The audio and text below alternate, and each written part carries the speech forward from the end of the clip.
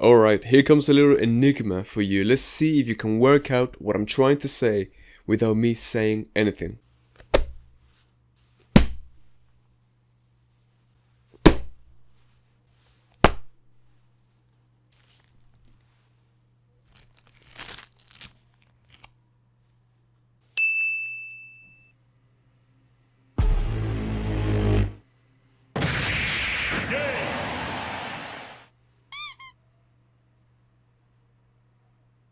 And finally, my last hint, 5 days and a half. What do you think this all means? These books, these kind of emojis, 5 days, Ramadan. This all represents the amount of books that I've read. We all have our times, we all have our months. Some people have no, not November.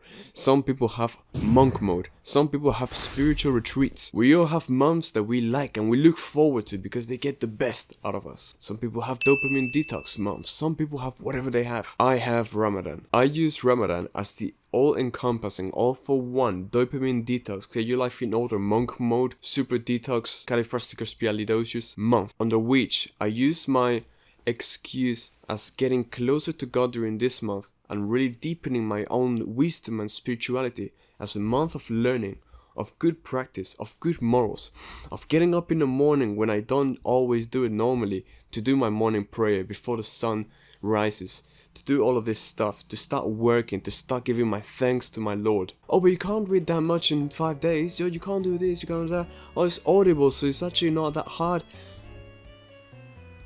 Do you want me to show you my notes? When I listen on Audible, I don't just listen. I make notes. Here, a screenshot. There you go. Are you happy? These are the words that I've written down for all of these books. Do you want me to pull up these books? The ones that are not on Audible and they're physically written, I don't just read through them. What the hell? What am I, stupid? As I read, I annotate, I make notes. You see this? It's highlighted. I couldn't find a blue pen, so it's hard to tell. Really frustrating, actually. But this, all of the pages have sentences and little things which are resumed for me if I ever want to, or whenever I want to resurface it. I can flick through it, and what initially took me hours of focused work, of sharp mental strength, I can now read through it, flick it, and read the whole book in like half hour if I wanted. Still remembering all the key points because I've read it once carefully, so I can read it again a second time, just reading the things that I highlighted, therefore that I knew would be the essential bits for me. And there is something very important to take away from all of this. There is nothing that the brain loves more than making it easy for itself, than giving excuses, than putting walls, limitations. Oh, but I need to sleep more. Oh, but I can't stay focused for that long. I need to give my brain a break. Oh, I don't have enough energy for that. Do I look like I'm lacking in energy? I break my fast, dripping in sweat from my Muay Thai lessons because at the same time, I just say, yo, 1 second, Bismillah, drink my water, I do my prayers later, yeah, do it at your own time, yeah, whatever. Allah is the best judge and He will judge for my actions. I don't need you to do that. Nor am I somebody that preaches on Islam every day. I have found it for my own self, for my own heart. I am a revert and I find it beautiful. I don't commit adultery, I don't drink, I don't smoke, I do my prayers, I do zakat. I haven't done Hajj yet. I performed the month of Ramadan, and the rest is history. You let me be, because to be honest, if I'm honest, off topic, when I found Islam and when I started learning about it, for a long time I didn't want to accept it for the sole reason that I didn't want to be associated with Muslims. Not because terrorism, whatever, that's stupid. Anyone that thinks that way is completely ignorant. Because I look at so many brothers and sisters, and I'm not one to judge, Allah is the best judge, but I'm just disappointed. A bunch of hypocrites, all of us, like everyone in the world, not just Muslims. But when I first read about Islam and I found the beauty of it, I found it so gorgeous. I thought, how can the people that are born with it, that have this wisdom at their hand, exposed to it, don't make the most out of it? What a waste, what a shame. Astaghfirullah. But anyway, to you be your religion, to me be mine, and to you be your decisions, to me be mine. But don't come in here being on my business about it, to keep it halal in this month. There were two things I wanted to talk about in this video. Number one, phases in life, especially during this month. After I've done all of this bloody research and all of this knowledge seeking, right? I'm learning and learning and learning and getting myself to become better so that I can speak about things that I find, so that I can help others around me, so that I can do what I can and do the most that I can to fulfill my assigned paper by the Almighty. And then I thought, there are times where I'm doing my work, where I'm working on my business, getting clients, doing this, doing that. And then there are times where I need to learn, where I need to get my head down, remember, be humble, and carry on with my learning. One of the greatest books that I bought a little while ago and I didn't realize it was this good, this one really surprised me when I was reading through and I was like, damn, facts after facts. But do you know how long ago I bought it? It was like after last Ramadan, so almost a year ago, and I didn't touch it. Why? Because I had other things to do. Yes, I've been doing things, but I've also wasted a lot of time.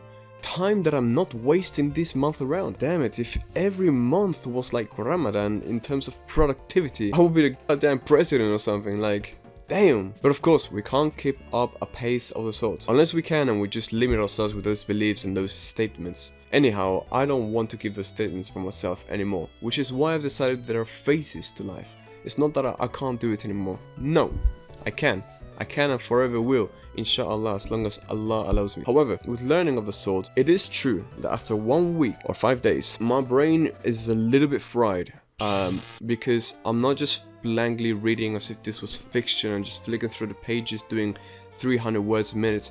No, I'm genuinely reading, looking at every single word. Just like when you read the Quran, you do this. You don't just flick through and read it for the sake of reading and saying, I read the Quran this year or this Ramadan. No, what? You read it. You read it with attention, attentively.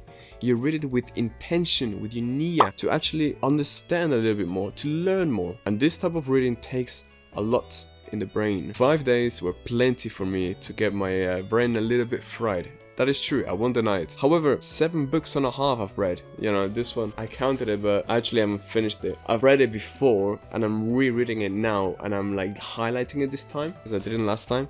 So it's like, whatever, you know. But anyway, I'm rereading it, and as you can see, there's a bookmarker. I haven't finished it. But it's also a book with like complicated language, even for me. So it takes a lot of work. Anyhow, 7 books, let's say, if we don't count this one. How many books do we typically read a year? Do you know what a book is? A book is essentially decades of a person's life squeezed into some pages. What does that mean? That means that in 5 days, I read a minimum of 70 years worth of knowledge. Yes, this reasoning is a little bit wishy-washy and a little bit too optimistic, but it's to prove a point. All of this learning I've done recently, it's learning that I definitely am going to benefit from, inshallah.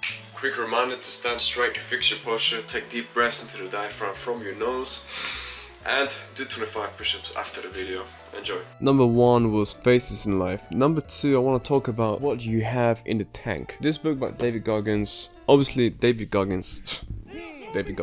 He's an absolute beast. You know, there's no one really like him in terms of discipline and in terms of doing the hard work and in terms of pushing it.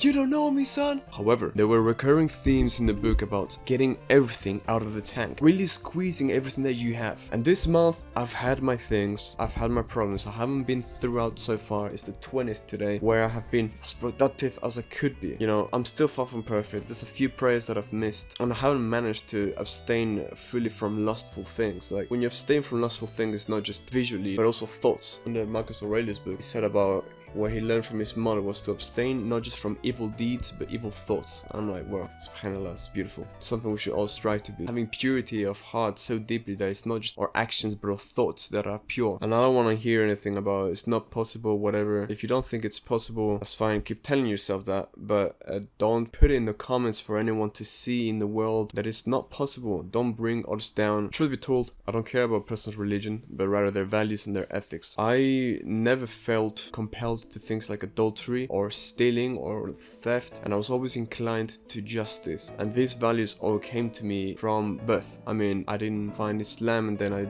decided to become better in these regards. Islam kind of just made me realize a few other things about my life and what I should be doing, but I'm not about to share my Rivet story over here. It's not what this is about. Either way, we're not born sinners, we are born pure, so of course my heart was pure since birth. But I wanted to bring to attention to others and to myself when I play back and I edit back this video, that we are capable of more, that we have more in the tank, that we can always squeeze further, and to not limit ourselves. For Allah, God, or your soul, whatever you believe in, has not burdened a soul with that. What was it? Has not burdened any souls beyond their capacity. I love that quote.